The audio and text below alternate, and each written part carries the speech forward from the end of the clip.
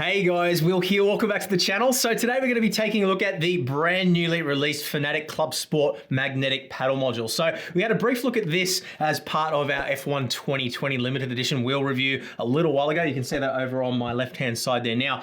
And yeah, we're pretty impressed with the overall feel of those paddles. But today we get to take a more detailed look at the paddle module as it stands as a standalone upgrade available for various different wheels. So in US dollars, this is going to set you back $99.95. Euros, it's $99.95 as well. Unfortunately, here in Australia, it is a little bit more expensive at $169.90. But anyway, we're finding out today whether it's a worthwhile upgrade. We'll also be comparing it to the Podium Advanced Paddle Module 2, which is essentially the same in terms of the magnetic shifters that it provides. This obviously gives you the addition of the analog paddles as well as the additional paddles at the top too. So we'll compare the two side by side, see which one offers a better value. We'll also compare against the default paddle shifters that come with most Fanatec wheels too.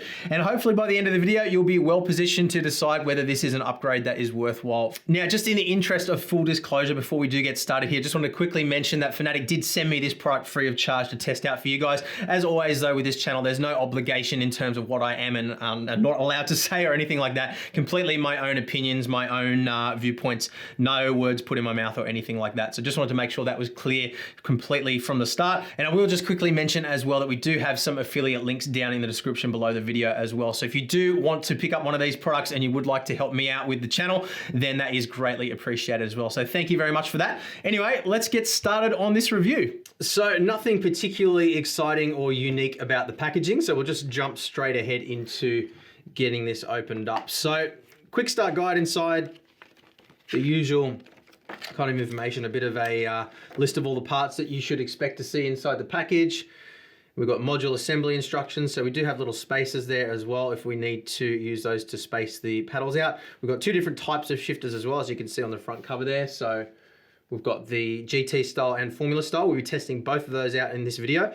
Installation instructions as well, so you can see how we install on a Formula V2 wheel by the looks of things.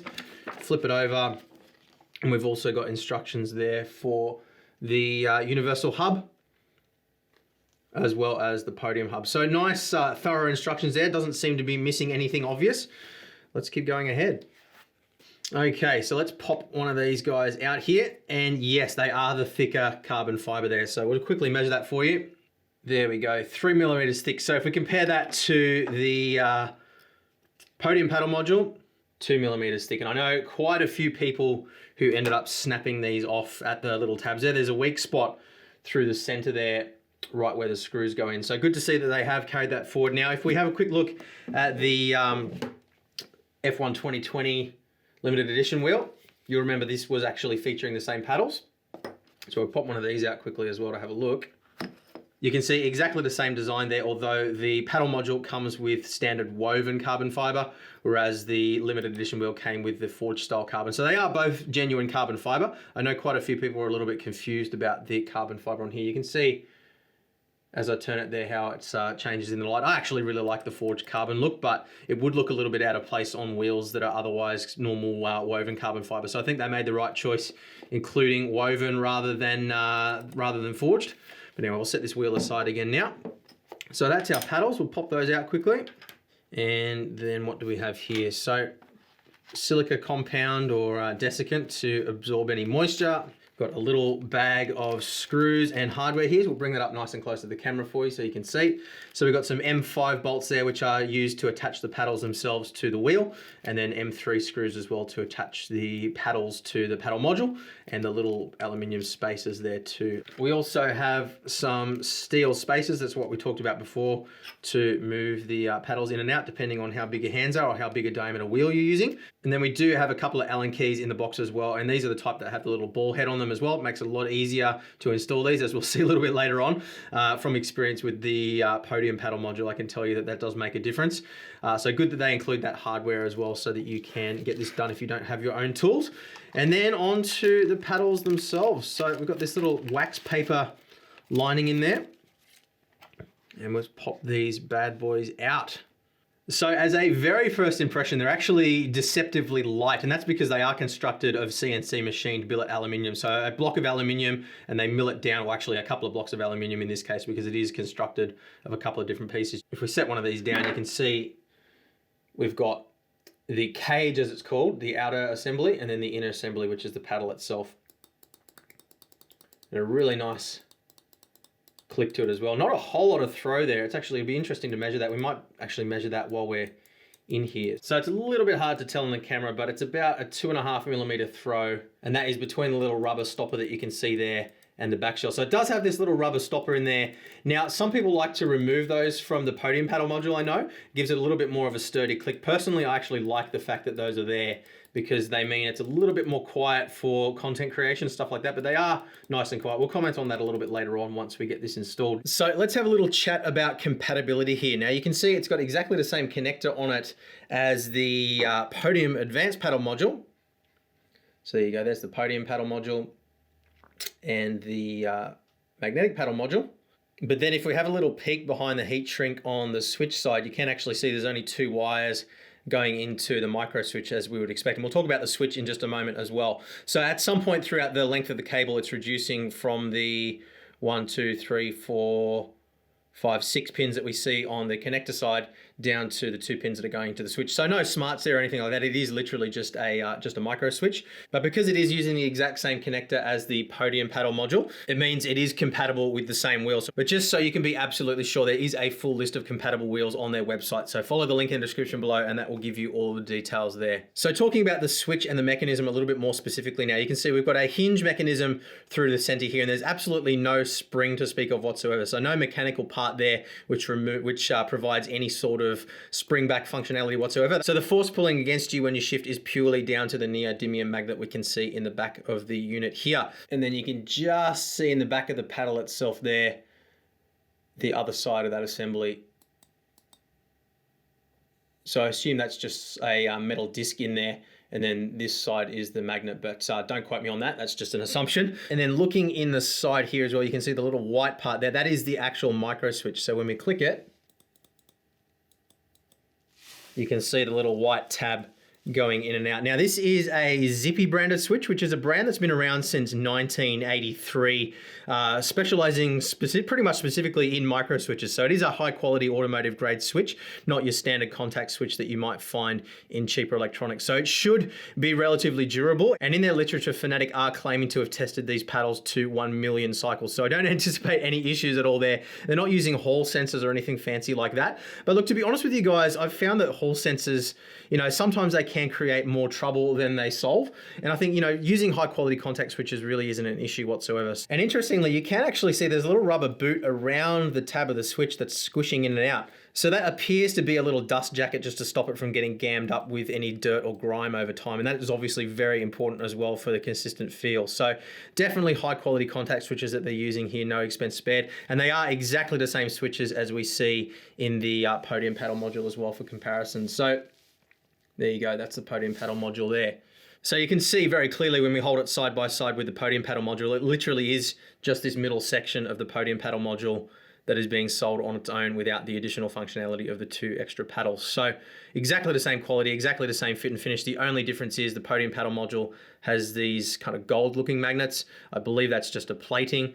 And then the Magnetic Paddle Module has standard silver color. So just to have a quick look for comparison reasons as well in terms of quality, this is a Asher Racing F28 FC that we have in front of us here. And you can see the paddle module on that is actually a very similar design. Once again, billet aluminium casing, billet aluminium shaft. And I mean, you guys can judge for yourselves there, but I really don't see any significant quality difference between the design of either of them. You can see they've got pretty much identical little retention clips on the side there too.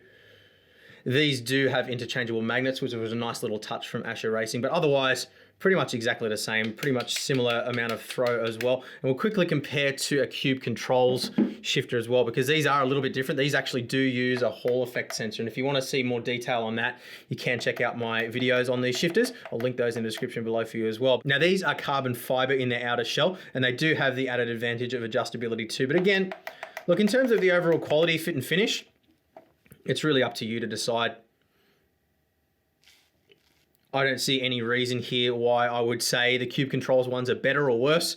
just a different fundamental design. The adjustability is nice, and the fact that they are using a Hall effect sensor for the shifter rather than a contact switch, that can be seen as either a positive or a negative. It's one less moving part to have a problem with, but it does have the issue of added complexity in terms of the circuitry. Obviously, with a Hall effect sensor, you do need a little bit of extra circuitry in the form of an amplifier, and you would have seen underneath this little screw in my previous videos, there is a little trim pot that you have to adjust to bring that into spec. And I have had to adjust that a couple of times in the past just to bring it back into spec. So there you go. That is just a quick comparison between a couple of the other wheels that I have here in the studio at the moment. But anyway, let's get these installed up on a wheel now, and yeah, have a look at that. Now, as I mentioned before, there are quite a few different wheels that this is compatible with. I thought the most interesting way to demonstrate this would be with the ClubSport Universal Hub for Xbox One, as well as the Podium Hub. So we won't go into a whole lot of detail on the Podium Hub just for now, simply because we have done an installation before when we did our Porsche 911 GT3R wheel build, and basically the installation on that is the same. But I will give you a quick look at that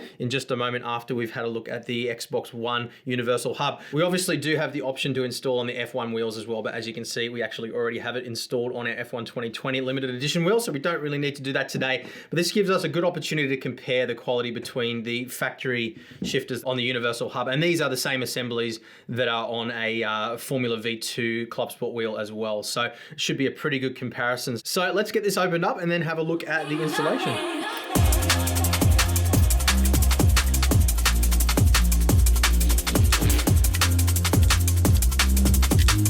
So we're going to be disconnecting the existing shifter connections here and here.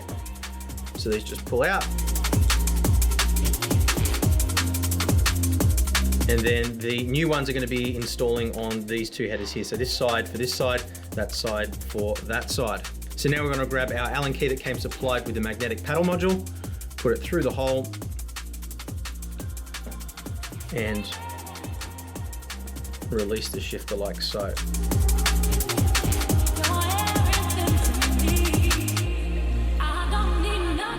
A little bit tricky. Screw out, there we go. And the other side. Here we are.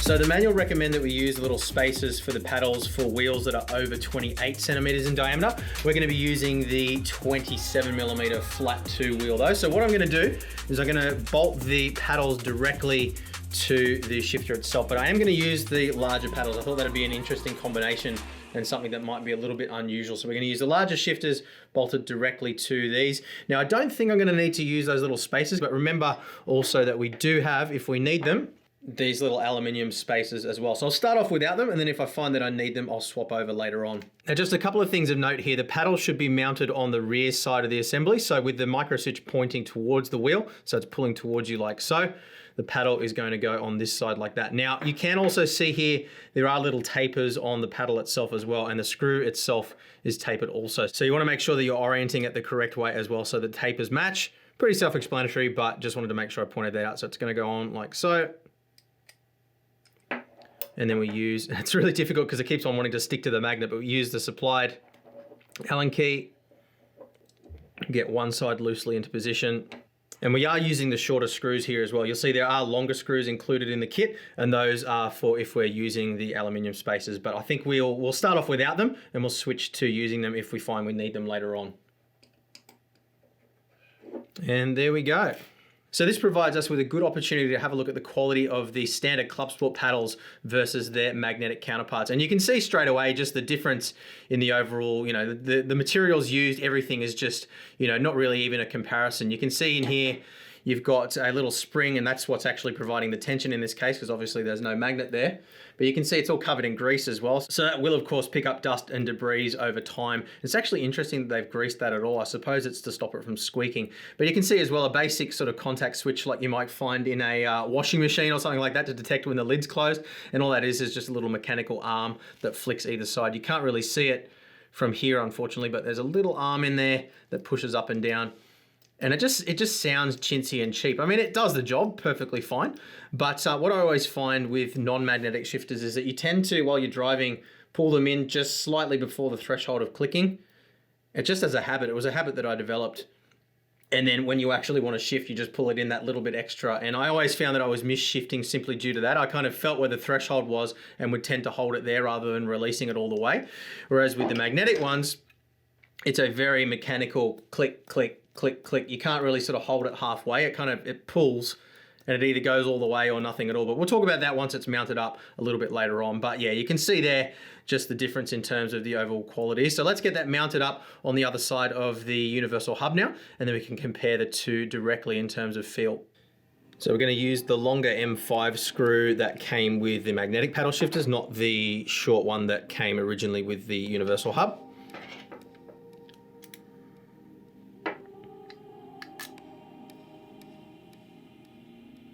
And on we go. Now there are two sets of holes here. I'm going to use the ones closer, but again, depending on hand size and personal preference, you can experiment to find what suits you best. And then we're going to grab one of the grommets again, stick it over the wire, and we might actually spin this around the other way so it doesn't keep falling off. These are a bit of a pain to work with, I'm not going to lie. There we go. Now I'm just going to pull a little bit of cable through just so we're not yanking on the switch there. Should be enough. And then, as we said before, we're going to plug it into shifter L or shifter left. Now it is keyed. It will only go in one way, so just pay attention. So the little connectors you should be able to see on the bottom side. Here she goes. And we'll tuck the rest of the wiring away.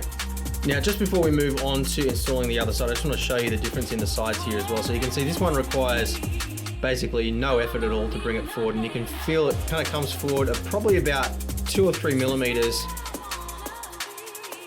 before it clicks, and you can just hear the little click there. So quite a bit of travel there. This one, it's really intentional, and you physically can't, or at least I can't. I don't have the precision in my muscles to hold that at a partial movement. So you can see this one I can hold anywhere within the stroke, and it will just sit there. And that leads to a lot of misshifts, at least for me. Whereas this side, I can't hold that halfway in between. It's either on or it's off. And I think that's where the real benefit's going to be for most people in, just increasing that tactile feel and decreasing the chance of misshifts. But anyway, let's get the other side installed now as well. I may have made a mistake mounting it on the front position here. You can see this paddle is sitting quite a bit further forward, but given that we are using a small wheel, we might be okay, but we can make some fine-tuning adjustments a little bit later on. So we'll get the other side installed, get the wheel installed, and then, do some more experimentation.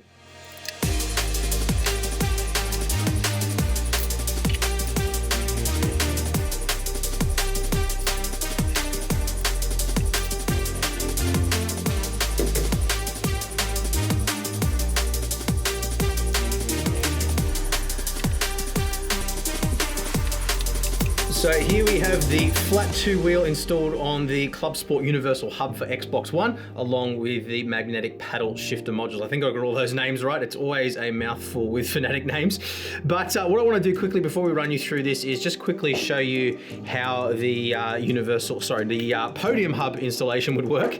So this is pretty straightforward, and as I said before, we have covered the installation of paddle modules on this before when we did the assembly of the Porsche 911 GT3 R wheel. So again, you've got holes on the side here which you would use to mount the screws, exactly the same as we did on the universal hub. And we'll quickly pop the cover off here as well and just show you what's inside.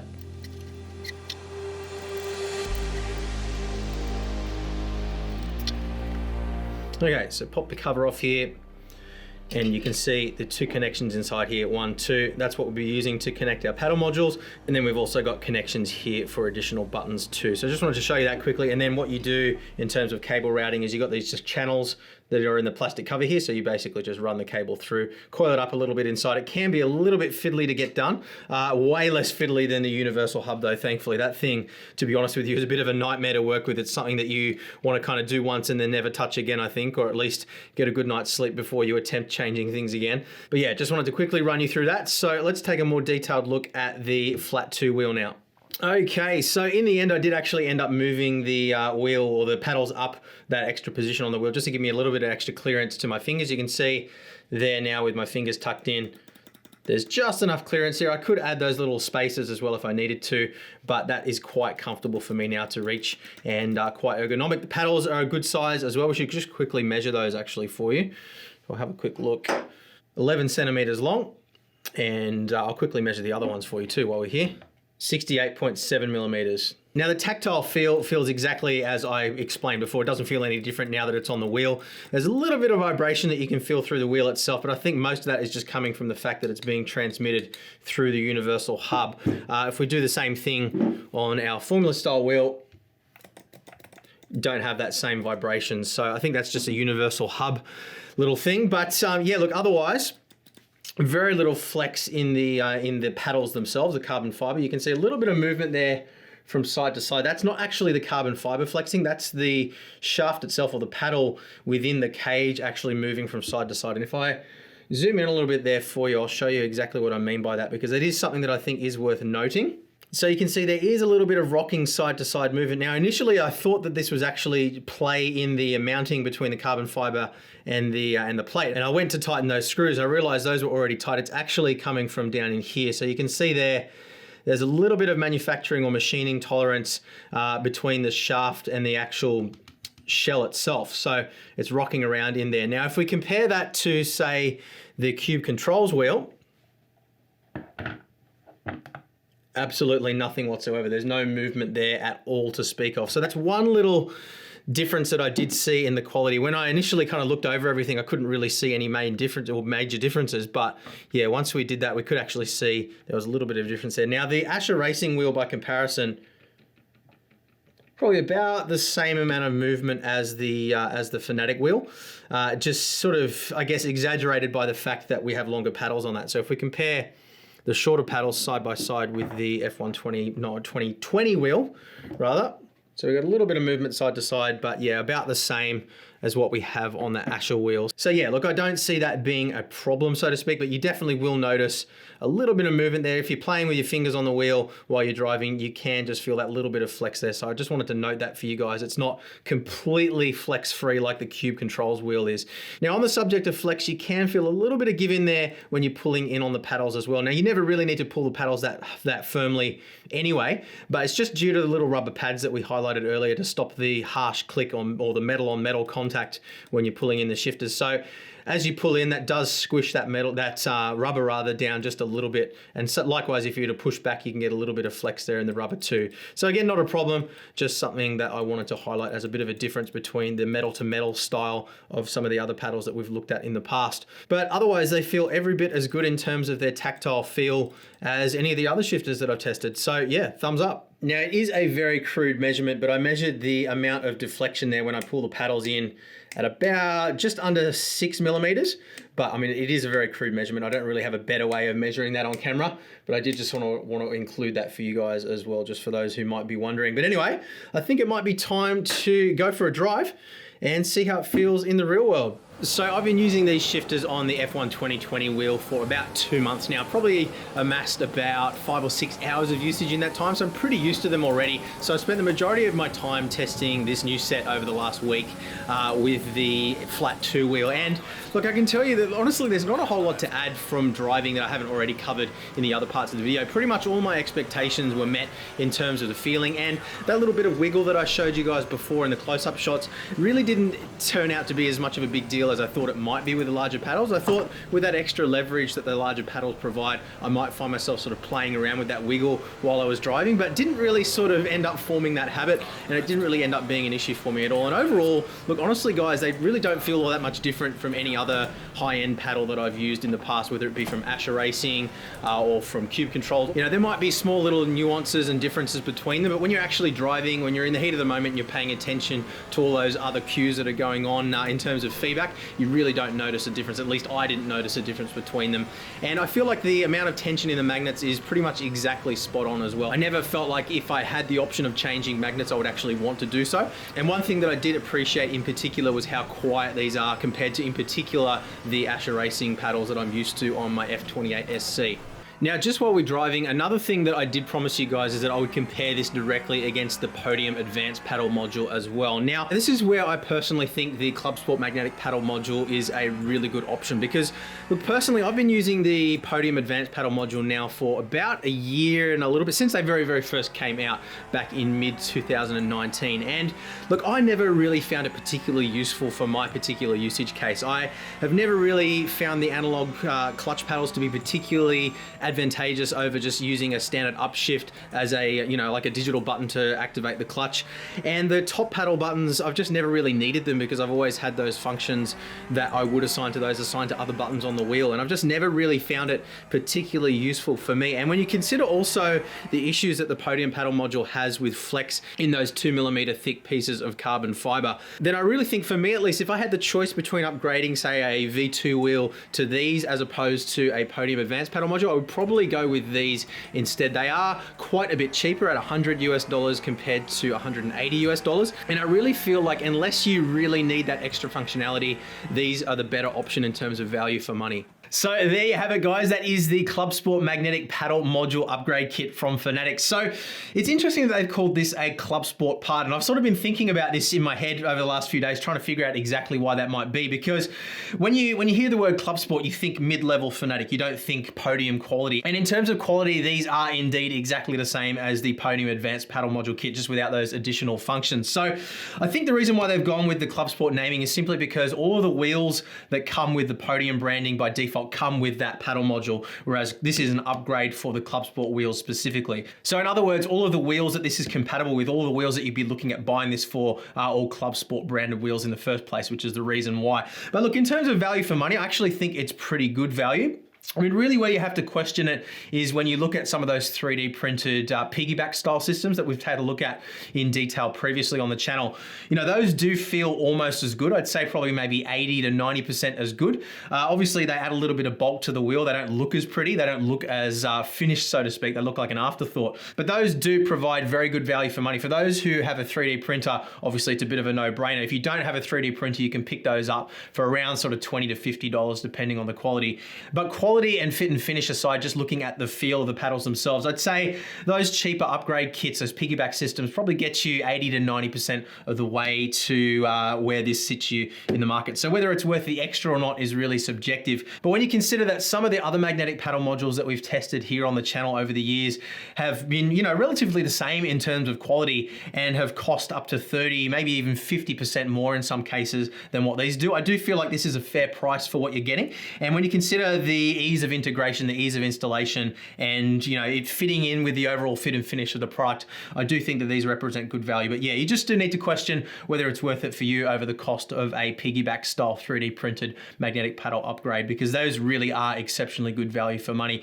But yeah, guys, look, at the end of the day, it's probably not going to make you a faster driver. You might avoid a little bit of misshifting if that's something that you're prone to, but it is something that's going to enhance the overall, I guess, feeling and experience of sim racing. I think that's really where the value is going to sit for this product. Not going to make you a faster driver, but it's something that you will enjoy and appreciate every single time you drive your sims. So if you do want to pick up one of these upgrades, I do have some links in the description below. A small percentage of the profits from those sales come back to helping out with the channel, which is basically what keeps the channel running these days. So I do really appreciate your support there. But above all, thank you very much for watching. As always, leave a thumbs up if you've enjoyed the video. Make sure you're subbed, hit the notification bell too so you don't miss future ones. And I'll see you guys again soon. Bye.